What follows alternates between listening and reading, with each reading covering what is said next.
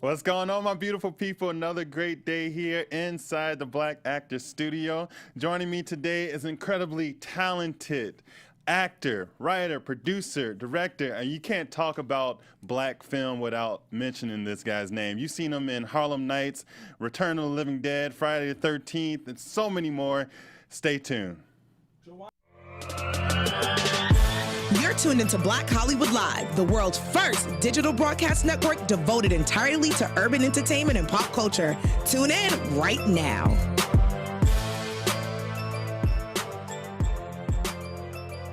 Actor Studio. Our guest today has made himself a name here in Hollywood. Okay, he is one of the incredible talents from back in the day. He's still reinventing himself now. You know him from Joanna Man, Carl Weber's BT, The Family Business. The list goes on for this guy. I'm so happy to have him. Big fan of the Black Actor Studio. Is very proud to welcome Miguel A. Nuñez Jr. What's up, brother? What's good? I'm so happy to be here because when I found out that Maria Menounos is the owner of this place, and she and I work together, and I love her. She is I had most fun with her probably than any actress ever working with. That's dope. Well, I wanna hear more about that a little later. Yeah, I got some stories on Maria now. But first, tell us a little bit about the family business, because you know that's going on right now. Carl Weber's. Did you read the book before? No, I had not read the book before, Okay. but I had heard once. I had done a few projects with Carl before that, a couple of films and a couple of spec pilots and stuff. Yeah. And then he was going to try to sell. This is one of the most brilliant things about Carl Weber. Just like people know the story of Schwarzenegger. I'm sorry, not Schwarzenegger, but Rocky. Yeah. And he was sleeping in his car, and the studio offered him a whole lot of money for the script. Yeah. As long as he didn't star in it or direct it. Mm-hmm. And he said no and decided to continue to live in his car than give up his dream the way he wanted to do it. Right. And Carl went into Lionsgate Big Studio, and he said, I want to do this show. And they said, because he has 6 books, not just the series in Family Business. And they said, okay, well, we want Family Business, because Family Business was hot. Yeah. He said, no, I don't want that kind of a deal. I don't want to break it up. I want somebody to help me do all of them. And they didn't do it, so he decided to do it on his own. That's And he went out and he did it on his own. So he's brilliant. I hadn't really heard about the books, but once I started hearing all that, I'm like, hey, what is this? And then I started reading all the people talking about, oh yeah, I remember book number 4. Oh, you don't know what happens to you on number 5. I'm like, hey, what the hell happens to me on 5? So and it is that exciting. That's dope. Yeah. Nice.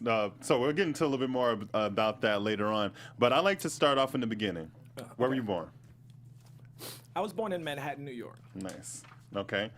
And how was that family dynamic for you? Well, I was born in New York. Okay, this is hard shit because my family dynamic is a movie in itself. My mother was the writer of James Brown's biggest hit, It's a Man's World. Wow. My mother wrote that song. Wow. And That's amazing. my mother was from a little town called Wilson, North Carolina, and we were raised by my grandmother and grandfather, who's my mother's mother and father. And they are strict Christians, and they were the strictest people in the world. My grandfather was a preacher, and we had to be in church every Sunday. We had to sing in the choir even after we graduated. And I don't care how old you were, you got your ass whooped if something went wrong in the house. My aunt was who's who among colleges. Right. She came home and something happened. My grandfather wanted to beat her. And that was the only time my grandmother wanted to get in the fight, because she said, you're not beating her. She's in college. He said, I don't care if her ass was in this house when it happened. And that's how we were raised. Wow. And my grandfather always told my mother and them, stay away from boys, stay away from my boys. So my mother ended up running away from home when she was like 16. She ran away from home from North Carolina to New York. And she was 16 years old. She was the most drop-dead, gorgeous Halle Berry, whoever you can think of the time. Yeah. And so she really didn't and she was a country girl, and she said, the only reason y'all here is because my grandmother and grandfather told me every day to stay away from boys. So as soon as I got the hell out of here, I wanted to find out what the hell it is that these boys, they didn't want me to find out. Right. My mom went to New York. She had 9 kids, all of us, my 9 brothers and sisters. one after another. Wow. And we all have different fathers, and she took us and gave us to our grandparents. Okay. And that was it. And that was it. Because my grandparents had a farm, and my grandparents had a big farm, and she wanted sons so they could help run the farm, and she had all daughters. Right. My mama wanted all daughters to help her run the street. She had all sons, so we ended up on a farm in North Carolina. Wow. From 3 years old. So I lived this straight up Andy Griffin, pigs, cows, the whole nine, fishing in the lake, swimming in the lake. I learned how to drive on a tractor, all of that. Wow. But every minute and every second of every day of my life, I said, I'm going to be a movie star. Really? From the time my mother said, I think I was 3 years old or something, and she spanked me, and she said, when I become a movie star, I ain't going to buy you nothing. I don't even remember knowing, I don't even think I'd ever watched television. Wow. My uncle, who was a car dealer, and he was a car dealer. He would drive cars. I don't know how he did and sell Cadillacs. And he came home once with a car, and it had California license plates. I sat there on the street on my ass, rubbing the license plate all day until they made me come in to eat and go back, because I was saying, this car was in California where I'm gonna live. Wow. I knew it beyond a shadow of a doubt. I just knew it. I got first grade, second grade, third grade, I wore a jean jacket, the same jean jacket, because I was the same size from the first grade to the 12th. Oh. I weighed 75 pounds when I graduated from high school. Wow. And I had a big magic marker, and I would write Hollywood. I wrote Hollywood on the back of my jacket. My nickname was Hollywood Newt. Hollywood short for Nuñez, because that's all I told every single body, every single day of my life. I'm gonna run away from Hollywood. As soon as I get out of school, I'm gonna run away from Hollywood. I'm gonna be a movie star. I'm gonna be in movies. And I just knew it. I told everybody. But every single person that I ran into, every single person, not one person on the entire planet ever said to me, go for it. You can do it. Yeah. Every person told me the absolute opposite. And that's why I tell kids to this day, no one has to believe in you. Forget people, believe in yourself. Yeah. No one believed in me. Everybody, and here's the thing. The things they said was true. They was like, how the hell are you gonna become an actor? You're poor, you're black, you're skinny, you're ugly, you're living on a farm in North Carolina. It's not possible. There are actors in New York, Chicago, Philadelphia, Atlanta, Houston, colleges, got agents, managers, lawyers. How in the hell your little skinny, ugly black ass? And I've heard these verbatim words thousands of times. Wow. It's not even possible. And I would go home, and everybody else would be running around, and I would go get the encyclopedia and look up Hollywood. And I would look up every address, write letters to them. I knew it beyond a shadow of a doubt. Now, graduated from high school. June, July, August, September. I'm North Carolina. I ain't never been to a city other than when I was 3 years old. I said once when I was maybe 11, went to New York to see my mom for a weekend. Right. And we loaded up in the car and moved to Beverly, that kind of shit, Yeah. drove a truck. But I got a job after I graduated. Excuse me. I was working at a processing tobacco warehouse. I crop tobacco, stick tobacco, sucker tobacco, hung tobacco, truck tobacco, and stick tobacco. I've stood in the top because the skinny ones, you know, I took from the plant all the way to the cigarettes. Wow. I've done every single job. Wow. But anyway, I had a job there, and I got my first check, and it was like $100-something, and I was like, I'd already planned what I was going to do for the week, this, Christmas, saving my money, all of this. And for God, I was like, I could go to California right now. Wow. If I don't do it right now, I'm never gonna do it. I got the money, I can do it. I had no clue. Except I knew when I get to California, I'm gonna be a star. I knew that. That's all I knew. Right. I went, and I just said, I quit. And they said, if you wait till tomorrow, you got a week in the whole check you can get. I said, keep it. Because I knew if I changed my mind, I would have been there stuck in Wilson. Right. I walked home, which was probably here to the Staples Center, but through the woods, it was like 10 minutes. Right. And I ended up getting home, and then it was like 15 of us in the house, because all of my brothers, plus my mom had my 5 aunts in one house, and it was never a time there was no one home ever, except that day. I make 3 bologna sandwiches, and I wrote a note. And I said, I'm going running away to Hollywood and make something out of it. So I left it on the dresser in my grandparents' room, walked down the train track, looked back over this little bitty corny ass town, went to the bus station, walked up to the man and said, can I get a ticket to Hollywood? And that white man said no. And I thought, because he saw my heart bump out my chest, and he said no. So I thought you had to be an actor to get into Hollywood. But he said, you can go to Los Angeles. I said, okay. I bought my ticket. I had like $20-something left. And I just said, okay. I bought a ticket, walked in the back of the bus, because in Wilson, the bus station is right in the middle of this city. So my grandparents were going to have to come home from the factory. They're going to have to pass there. So I was sitting in the back just praying. And next thing I know, the bus started going. It took me 5 days to get here. And by the time I got here, I had $2. And that ain't shit compared. Now, I never, ever realized the seriousness of what I had actually done. Never once did I realize the seriousness of what I'd done. I was doing the same thing in the back of that bus once I got out of Wilson. I'm going to be a movie star to everybody in there. Same thing I was doing to everybody I met. Wow. It wasn't until the bus landed now. What I found out was Trailways. When I said, can I get a ticket to Hollywood? No, I didn't know this then. I still thought you had to be an actor to get in Hollywood. But what I found out later was I was at the Trailway station. Trailways goes to Skid Row, downtown L.A. But Greyhound went to Hollywood. I didn't know that. And I was on Trailway. And when I looked outside, everything dropped. I didn't know. I was 16, but I literally probably 12 in naivety, and it really. Absolutely. And I talked just like this when I came. I'm going to be a movie star. All just like that. And it was the first time I realized the seriousness of what I actually done, because I didn't know what to think. Yeah. Where am I going to stay? I never gave any of that any thought. Stupidest shit in the history of stupid. Crazy. So I ended up having $2 left in the pocket. The Cecil Hotel is where that girl, ghost girl, got killed, which you know, I'm sure you know that. If you don't, look it up. And it's real. And that was $6. I didn't have enough to get there, so I walk around town, down there, and I'm trying to think what to think. And because the guy, he kicked me out of the bus station. And I see movie theater, and it was October now, so it was kind of chilly. It's a movie theater, $1. I said, okay, I can stay in a movie theater. So in North Carolina, we all keep a little box raise. You know those ones they cover up with box. So we keep those in North Carolina. That's all you need. Right? So I kept mine with me. So I go in the movie theater, and I'm sitting in the movie theater, and I kept it in my pocket like this, and I put my legs up because these big-ass rats keep running across your feet. All night long, I'm like this. And every time I wake up, there's a head, like somebody's in the theater, like in maybe the third seat from the front. Every time I wake up, it seemed like it was closer. Really? The last time I woke up, some big, nasty-looking, and I popped that razor out like this, and he jumped up and ran, and I walked outside. But that was only God's way of telling me to protect myself. Protect yourself, right? So I ended up, I'm just to make a long story short, because I can go on. And I walked around I just didn't know what to think. I didn't know. I'd never been out of Wilson. Yeah.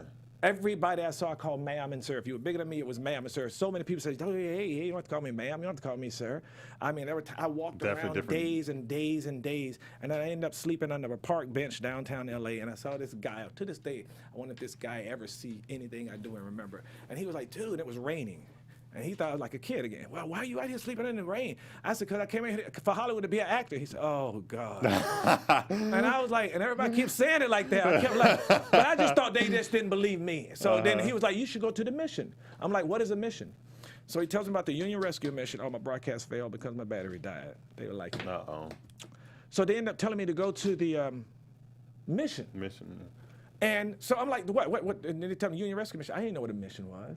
So the next day I end up finding it. Now, if you go to the Union Rescue Mission right now, it's a big, huge, multi-million-dollar facility. There's a picture of me in there. I'm one of the graduates. There are other people. But when I went, it was a little shitty-ass hole, little nasty hole in the wall. That just a little church. If you got in there before 7, you get to stay. And I would get there, and I remember you just being there, and I remember waking up and all the bums be on you, and it'd be stinking. And I remember scratching and itching and itching and itching and itching and itching. And then I went there and said, why am I itching so bad? And they said, well, you have lice on you. I said, what is that? And he said, something growing on you. And I remember that. And then you go downstairs, and they put you in this room, and the guy has a mask on. And he's whoosh, whoosh, pumping it. And then you walk in before you say, okay, where I go? He's just spraying you off. And he's got a mask on. Right. But then they wash your clothes, and then while you wash your clothes, they send you into this bathroom until they stay my hair stand. When I think about going around that corner and this huge room and bums and puke and everything you can think of, just the smell. Because when I was in the bus station, I put my suitcase, one of those things where you put a quarter in and turn and get the key.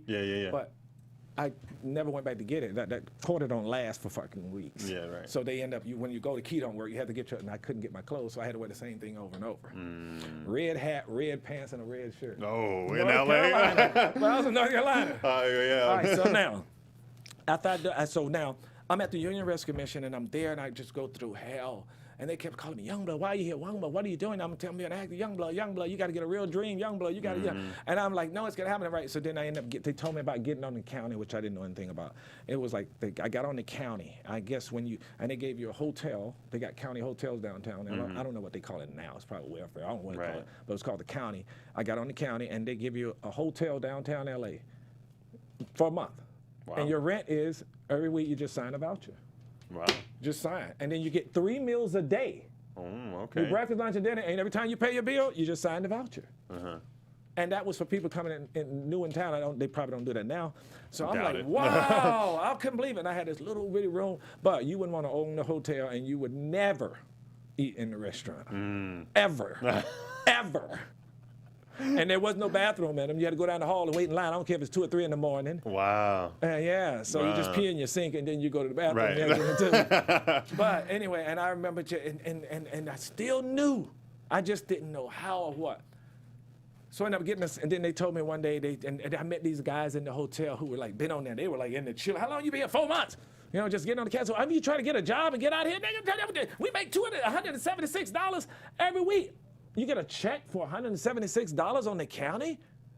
I said, that was like what I was making in Wilson. Right. And I was like, what? And they were like content. I was like, but you don't want to stay here. I was doing the same thing I was doing everywhere. You can get out of there, dude. You can do more. Shut up. Right. So anyway, so just like everything that happens in my entire life, when it gets to me, they like, hey, we don't get no check. What's going on? They stopped giving checks to the people on county and welfare, whatever it was. And they said, we're going to start the CEDAR program back then. It was called County Educational Training something. Everybody who was getting a check, now instead of you just getting a check, you're going to work on county buildings, cleaning up the trash or something. Do some so work. I got a job at Ranchos Los Amigos Hospital as a physical therapist technician assistant under the CEDAR program in Downey, which is like 3 or 4 hours from downtown, 9, 10 buses. And I would get on that, get up every morning, and I would do it. And I'm running into 90 degrees, and then the bus dirt get in your face, and you take 4 and 5 hours to get there, and it's burning up. You got no water, no money. You know what I'm saying? You still got to go back downtown, and it's all the way out there. And I slaved, and I did, and I saved that $2,500. By now, I know you can go to Hollywood because I already seen it, been on the bus. And I tell those guys, come on, man, we can do better. We can get out of this. We can get out of this. So they were like, okay, everyone, come here, shut up, man. We ain't got to pay them $60 a month. Because once you get on the county and you started making your CEDAR job checks, you can't sign no more. But the hotel was only $60 a month. Oh, okay. And you still had to pay for your food, but that was nothing. Right. So they were content. So I said, they said, we ain't saving no money. So I saved all my money, moved to Hollywood, and moved all them in there. So my rent was still cheap. Oh, okay. There you go. And then now that they were paying, I said, okay, this is it. I didn't come out here to do this. I could have done this in North Carolina. So I said, okay. Do the same thing, just like when I walked away from the factory. I quit the job. I went to my supervisor, and God bless her, I love her, name's Liz. She just retired. And I told Liz what I was doing. She said, listen, just say you're going into the Army, because if it don't work out, you can say you got discharged, and I give you a job back. And I did it. And then I started getting the yellow pages. I started looking up all the studios. I used to go to KTLA, KTTV, and I would look in the morning, and I would notice that the security guard, when somebody would come in, every now and then he'd be checking somebody at the gate, and some guys would walk past with a little pail, and he would go like this. And he would check. So all right, so I went and got me a little pail, bought me a little pail, and I would sit over there, and I would just wait to a car. As soon as he would go like this, I walk real fast, and sometimes he would go, hey, and just keep going. And I would get in. Sometimes he'd kick my ass out.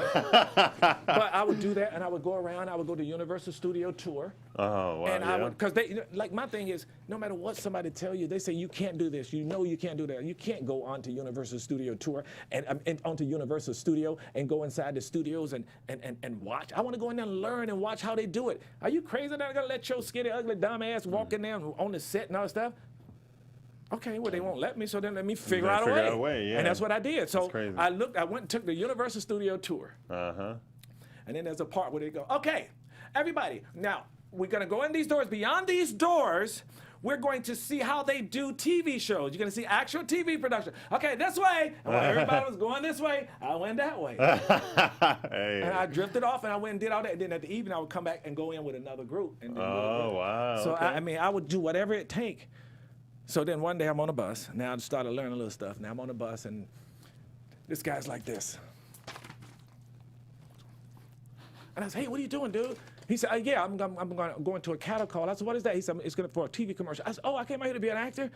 I want to be an actor. I said, what is that? He said, oh, this is called a resume here. You're going to have to get a resume, and you need to get some photos. And you got to get an agent, da-da-da-da-da-da. And I said, okay. So he got off the bus, and I look over there, and I see this in the park. They were doing a big, and I see cameras and stuff. So I go to the next stop. I take the resume he gave. I went to the copy place, whited his name out. Oh, wow. I put my name on it, which I didn't know cattle call, you didn't even need a resume. Right, yeah, exactly. I put his name on, went back, got in line, and I got the lead in that commercial. Wow. I was still homeless. So he said, and then they was asking me about agent. I said, I don't have an agent. Hey, this guy, he said, you got it. And I was like, da-da-da-da-da. And he said, I don't have an agent. He said, I'll keep taking to my agent. So he took me to his agent. And I said, listen, you send me more of those things, those cattle things, you can have all of that money. I didn't know how much it was. And I said, you can have all that money. He said, of course, I like you. I'm going to sign you. Of course, so you can get the commission. Of course. And then the next 50 auditions he sent me, I probably got 48 of them. Wow. I mean, that whole story, just the perseverance, that's like, man, that's insane. What was it, like, did you have any motivation? What was pushing you to keep going through all that? Because, I mean, that's a lot of stuff. And strenuous that stuff. ain't even And ain't even hardly, that ain't that's a tip of the iceberg, right? That's a tip of the iceberg. What was pushing you? Like, just the idea of becoming a movie star? Or what was your motivation to keep? No, it wasn't. Honestly, my 100% sincere motivation was the fact that I absolutely knew it was going to happen. I knew it. I saw it. I knew it. I said, I'm going there, I'm going to have my own premiere at the Chinese Theater, which was Geronimo Man. Yeah. I knew it. I saw it back home in North Carolina. And the only thing that pushed me to go through it, who would eat out of the trash? I've eaten out of the trash before. I would sit at the bus stop and see something up there that, maybe somebody ain't really touched all the way. I've done that before, but it's because I knew, I didn't think. I could be, because that's when you think you're going to be something. When you think you got a shot, then you can be easily dissuaded to back off of it when hardship comes. Right. But I knew it. I swear to you, I don't know how to explain it. That's crazy. But That's awesome. 1,000,000% knew it beyond a shadow of a doubt, and that kept me going because I just didn't know how. Everything with me was to me. It wasn't like, how do I get it? It was like, okay, I know it's going to happen. So something is. Somewhere there's a way. Right, there's a way, yeah. I knew there was a way because if I knew it was going to happen, then I know there's a way. It's got to be because then I'm wrong about it's going to happen, and I wasn't wrong in my own mind. So yeah, I mean, you motivate yourself. Right. Too many people let other people dictate what they feel about themselves or what they think they can do. Yeah. I see it all the time. Girl, you ain't gonna be nothing. You ugly self. Right. How you gonna be something? You skinny self. Them skinny old legs. And now the girl thinking she got skinny legs, and now she look because it's a lot to do with the social media. It does, yeah. The social media is playing a big game on that. Likes. I don't have as many likes and as many followers. Yeah, people just showing the good stuff of what happened, not a whole story. Yeah, that's great. So, on this journey of yours, right? Who was some of the biggest inspirations for you in the game already? Like some of the guys you saw on TV, some of the shows that you watched. When I came up, like I said, in North Carolina, I never watched television. Only thing I ever watched was the Flintstone and Gilligan's Island. Oh, wow. And Good Times. But, Good Times, yeah. But actually, my mother was the first black person I ever knew on television. There was a TV show, it was like the first American bandstand, and it was called Hullabaloo. The very first musical show, and we were babies. And she was one of those, because she had long blonde hair, black hair, and she looked really mixed. And she was one of the go-go girls up in the little dance booth. All the white girls and the go-go girl, and the one black one was my mom. But that was all she did on TV. But I never really, I saw that one time. I never really watched television. I remember this more than anything growing up. I remember walking out the house and going, at least, this is what I remember, one of my most memories. I remember walking there and looking at my aunts who were in colleges and stuff, and they would look like this going. And then looking at them going. They're looking at the TV going, what the fuck? What in the hell could they be looking? You guys sitting here watching this box all day? What is on this box? Right. I remember saying that so many, get out of here, boy. I never understood it. Wow. Never. Wow. I never equated it to act. That's why I don't understand, even myself, where the acting thing came from. I don't understand where the movie star, I didn't know, I didn't have a favorite anything. Oh, wow. But once I got here, the person who inspired me the most was Eddie Murphy. Yeah. It's because Eddie Murphy broke down so many walls. And I came up where we had so many walls because there hadn't been a black person to lead in a movie that had a big box office. Yeah. It hadn't been that yet. We were going out for Reggie's, then we were going out for the drug dealers, Right. the drug dealers, the pimps, and Yeah. all that stuff. Eddie came in there, started being the lead in this, telling white folks kiss his ass. He started doing this. Then they said, hey, wait, they can make money. Let's find another one. Let's find another Right, one. right. There's more. Hey, what are you doing? And he opened up so many doors. Wow. And he is such a strong, amazing, committed family man. That's one of the people that had inspired me the most. Nice. Yeah, I mean, you worked Harlem Nights, Life. Yeah. Let me tell you, so like my family, we would get together and watch Harlem Nights. I'll be quoting every single part of it. I love that movie. You broke my nose, man. And the guy who shot the little gun, Yeah. you know how he wasn't in the movie. Oh, really? That was the prop master who bring the gun. So Eddie was the director. Eddie said, hey, give them their guns. So he passed the big gun. He was like, okay, who? Eddie said, hey, what are you going to do with that little shit? Who the fuck are you going to do? Hey, wait. Hold on, wardrobe. Give him a jacket, put him in there, and you keep that little shit. Right after that, all of that Eddie came up with right on his back. That is crazy. And That's it was insane. such a, remember a little bit, Pete, Arsenio just rolled with it. What the hell you doing that little shit for? Yeah, that was hilarious. Because in the beginning, Arsenio wasn't in it. I was the Arsenio role. Oh, okay. Arsenio was doing the show, and then Eddie came to me and said, hey, man, listen, Paramount, they really want Arsenio to be in it, so you and Arsenio be brother, let him do that. I said, I give a shit. Right. Yeah. Yeah, for sure. Gives me more visibility. Arsenio owns Arsenio Hall. I mean, yeah. how was it working on set with some of the greats, Red Fox, Richard Pryor? I mean, It was awesome, man. It was that's awesome. insane. One of the Red Fox used to always, if you notice it when you watch Harlem Nights, if you notice when he had all the scenes, he would go, yeah, and she would say something, then he'd go, stupid bitch. Bitch. He always, that stuff, it was just, he always had to have the last word. Yeah. He Wow. had to have the last word. And he always coming in, why he can't be in this scene? And so he always coming in and wondering why he can't be in this scene, he wanted to be in everything. But it was Eddie, because of Eddie, the atmosphere starts from the top down. Yeah, and for sure. Eddie keeps, he creates an atmosphere that's conducive to creativity, fun, laughter, upbeat, no drama. That's how he is. That's dope. That's dope.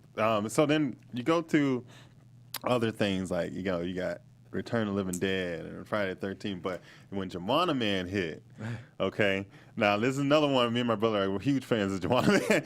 Are we looking at a number 2 coming out? Yeah, we're looking at number 2. All right, Yes, dope. yes. Okay, that's dope. But how was that? Working with Vivica and that whole how was the audition process and all that stuff?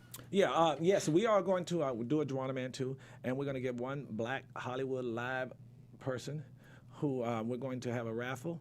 And just make sure you put, I entered from Black Hollywood Live. There you we go. were always going to give one, but now we're going to give 2 because we're going to give one Black Hollywood Live listener an opportunity for a walk-on role. And it'll be, hey, you may have a line, you may have more than one line. So make sure you go to my Instagram at MNUNEZJR, M Nuñez Jr., and that's where we're going to pick the winners. There you go. You heard it. So let me tell you about Juwanna Mann. It's weird because Will Smith is a good friend of mine, and Will always told me a long time ago, Miguel, you got to start playing golf, man. That's where the big deals happen. Golf, the executives on the golf course, when you get the audition, you audition in the road, blah, blah, blah, blah, but the golf, the real, that's on the golf course. I ain't paying no attention to him. I didn't pay no attention to him. And then, not that I didn't pay attention to him, I just didn't do it. And then one day, out of the clear blue sky, I said, you know what? I'm going to take up golf. So I go to the Witsit and here in Studio City, and I get this black guy who's really famous and does everybody. He's amazing. His kids were like 9, 11 years old, hitting like Tiger Woods. And I get him to start training me, and he's showing me how to hit, and do that, and all of this stuff. And then while I'm hitting, first day ever on the golf course, I'm hitting. So yeah, hi, excuse me, are you Miguel Nuñez? Dude, I love you, Sparks. You're amazing on that TV show. Listen, I'm directing, my name is Jesse Vaughn. I'm directing this movie called Juwanna Mann, and we're having a screen test at Warner Brothers all day tomorrow. I don't know why you're not there, but I want you to come in for the screen test. Nice. And that's how I got it. Nice. Because the original casting director, for some reason, they said they told them I wasn't right for it. Okay. Don't understand what happened. Well, I mean, definitely right for it. So then I go there, and I remember Flex being there, and I remember walking in and going, I was like, hi. I thought this really beautiful girl sitting there, and he was like, nigga, get out of here. I'm like, what? And it was Flex. I was like, what the hell? He had his eyebrows like done right. They had fixed him up already because you half of them were going to do Juana first and on camera, and then the other was going to do Jamal. I was going to do Jamal first, and then they were going to flip us. So they were already being, a lot of them been there being done, and I was like, and I just got off on a plane, so I didn't really know what it was about and all that stuff. So I was like, okay. By the time I got to Warner Brothers, I had to go out and shoot. I came in, they said, he's terrible. And I was busting from everywhere. I'm like, what do you mean I'm terrible? They said, look, the guy came over, he said, see that? I was like, yeah, I was busting. Oh boy, yeah. I was like, he said, just all the little things. I was like, oh, I said, nobody ever know. And I was like, little stuff. And I taught him that. So I had to go to USC, but anyway. That's USC and train for months. But so anyway, so then after a while, we went in there and did the screen test on camera, and they said, just go for it. And I was like, oh, don't tell me that. Right. Blah, blah, blah, blah. And I was just rattling off, ad-libbing, bringing them to their full feet. What are you talking about? I was just killing them. And the next thing you know, then they said, okay, we want you and you and you. We're going to have to set up a meeting. And they wanted us to go in and talk to the executives at Morgan Creek first, which was the company that owned it, and Warner Brothers. And then 2 meetings, 15 minutes each. And Flex is one of them, and I actually took my 15 minutes to tell them how Flex was the most perfect person on the planet for this job. Really? With every bit of sincerity, had no clue what I was doing until they brought it to my attention. I was 100%. It was like, I can get it over with. You know, I don't know what they want from me. I feel nervous. But, you know, I just was talking, and I was like, listen to me. And this is what I'm going to say right now is true. I'm acting like you're the executive. Listen to me. I know y'all know I'm good. I don't know what you guys thinking, but have y'all seen Flex really play? If Flex played Jordan 5 out of 10 games, Flex gonna at least win 4 or 5. Wow. If he was playing Kobe, he's gonna win at least 4 or 5. Right. He could bust 35 any game. I don't give a damn who in there. Slam dunk from half court, 360. I don't care. Flex was real like that. Right. That's what I kept going and going. Then the next meeting, the Morgan Creek people. The Morgan Creek people were also at the Warner Brothers meeting. Oh, okay. All right, so then they narrowed it down to just us. And then the guy said, "Can I ask you a question?" When is that? Stop. He said, "Why would you spend your time trying to tell us how great the other actor is?" And I went, I didn't have an answer because I hadn't even thought about it. I was like, shit, what am I doing? Wow. I hadn't even thought of it. I'm like, and I just said, honestly, to be honest with you, I'm not saying, he's bad. I'm just telling you the truth. Yeah. He is amazing, and I could never play like him. I'm just telling you right now. So I don't want you to hire me and think I'm going to go out there and do. What you doing? And the next thing I know, the owner gave it to me. Wow. He said half the room was took your advice. You had it all. And then he said, you changed half the rule, but then he overruled him. He said, That's crazy. Yeah. And Juana Man was born. I love Flex, and Flex is awesome. Yeah. And I gave him his first TV series. I produced and created it. But I loved him ever since, and that was in 80-something. But I don't think anybody could have done it. Right. But I did. I mean, no, of course not. I mean, you have this kind of this unapologetic. And nobody could have done talent. what Tommy Davidson did. Oh my God, yeah. Tommy was my favorite character in that sucker. Tommy was Juana Man, I love you, Juana Man. I don't know what's wrong, but. And here's the thing: when I did that movie, I remember I had it months before, because I had to train at USC with the head of the women's basketball team, the coach, and I remember going in the mirror all day going, what are you going to do? Lon, I didn't want to sound like a transvestite. Yeah. I was in the mirror every single day, all day, and I just couldn't get it. And I just couldn't get it. I couldn't get it. Then I started watching the RuPaul Drag Race to see if I could find out somebody with a voice, and I just gave up. So I flew to Charlotte where we shot it at, and we're in the trailer because we had to get there 3 hours to makeup job. So I'm there early. They got a little light on, and I'm in there, and I just said, you know what? Whatever comes out when I first start, whatever I decide to do, I'm going to stay with that. Whatever it is. Yeah. So she started fixing my man. No, and then the next thing I know, this AD, because we're in Charlotte, she comes in and says, "How would you like some sweet tea?" I said, that's it. Yeah. That's it. That's why I make a country. Any way you can do it. Any way you sound that way. I was so happy. I know it was God too. Hey, that's awesome. That was God. So she Right. said, "You want some sweet tea?" I went.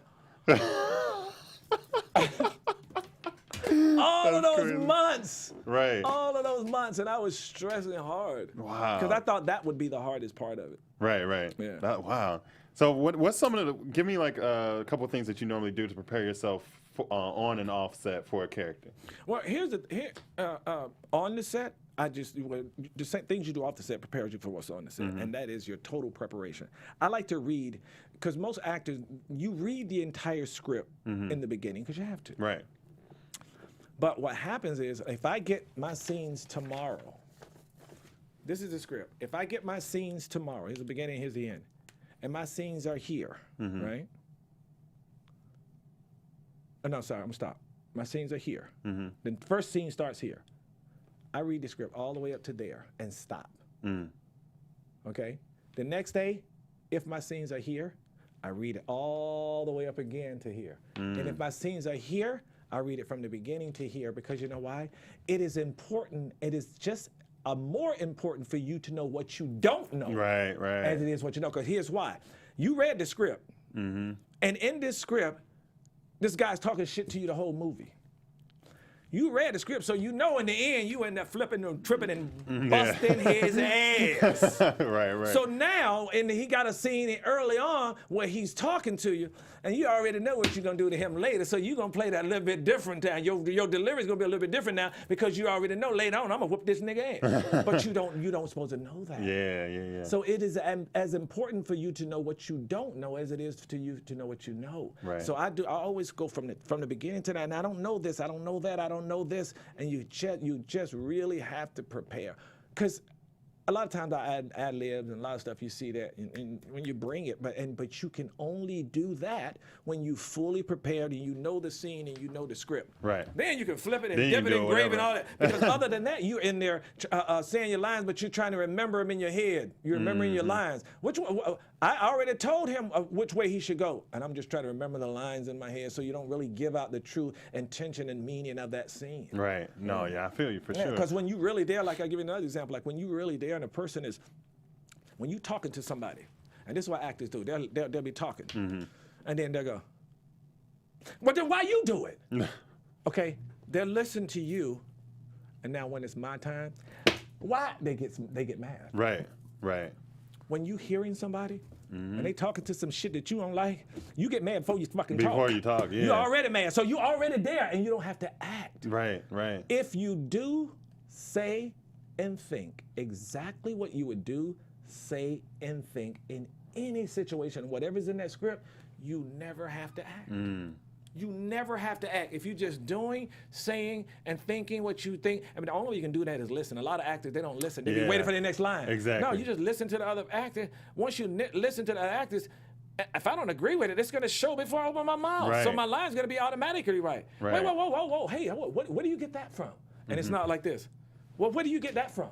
You see? Yeah, no, I see. Yeah, listening, right? Yeah. Listening and responding Right. instead of listening and reacting.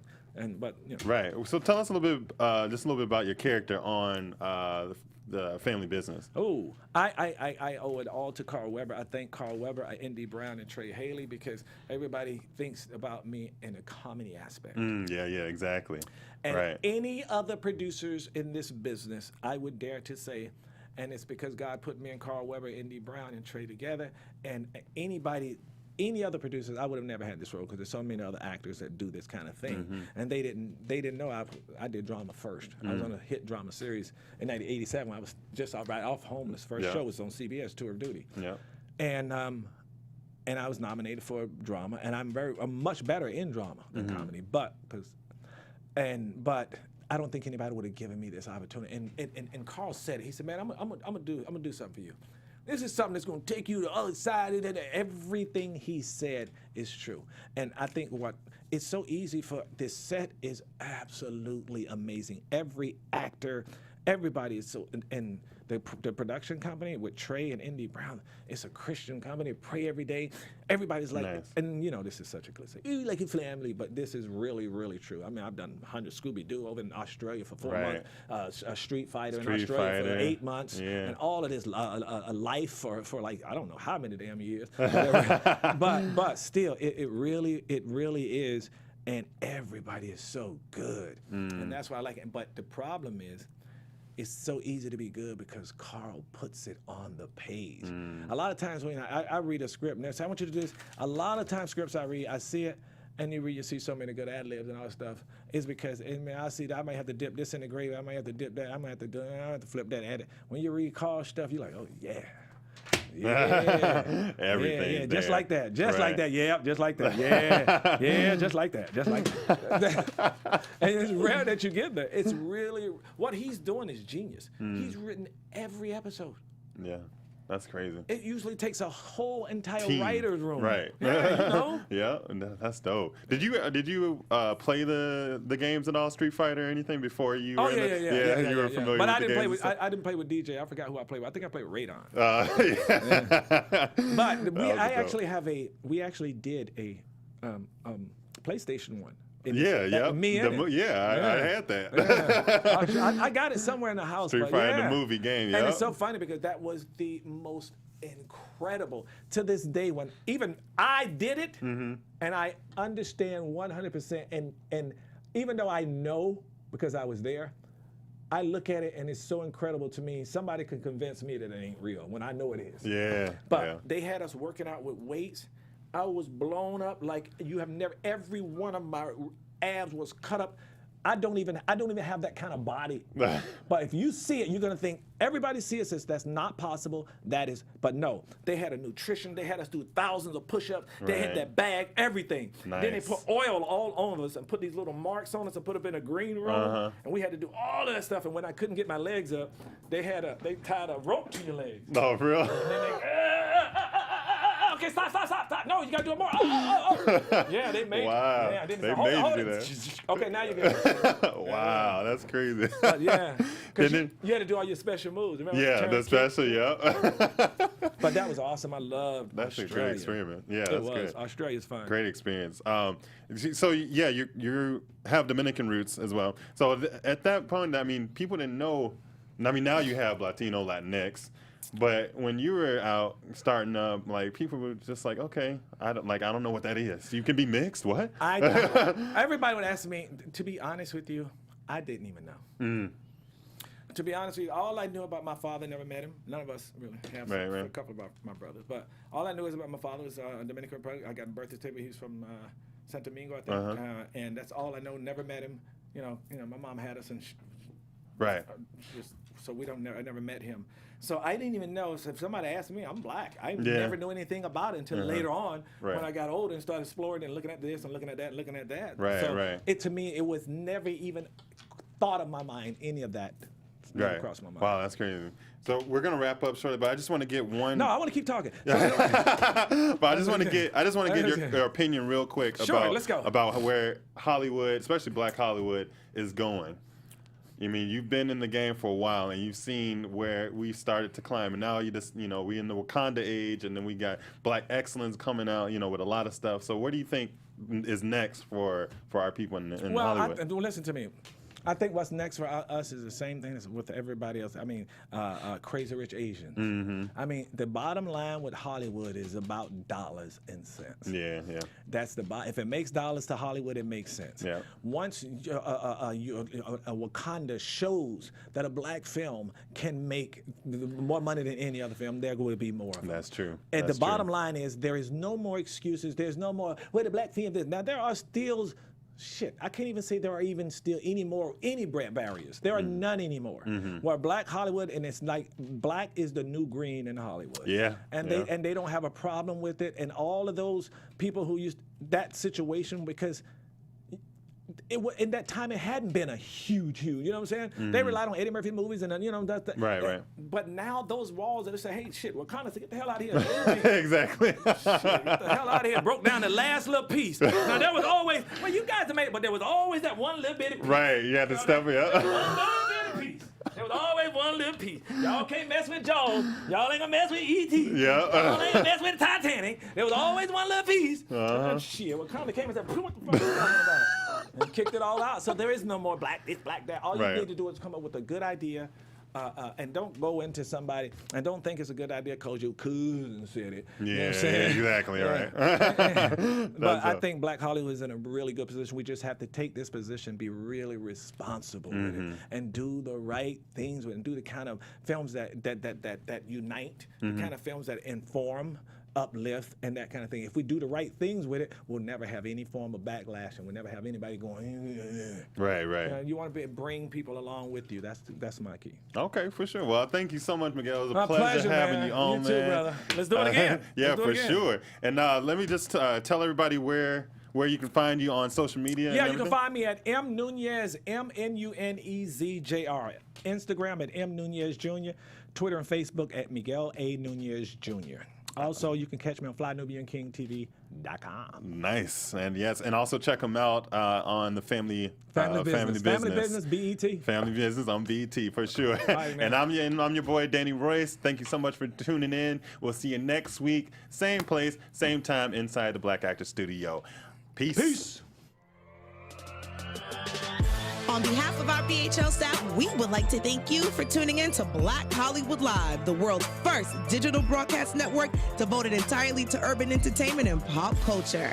Check out our Black Hollywood Live YouTube page for even more great programming and amazing content, and be sure to subscribe and like our channel when you do. I'm your BHL host, Nakia Monet, and you can find me on all social media at Kiki Boom Boom or at Black Hollywood Live. Black Hollywood Live, Hollywood redefined.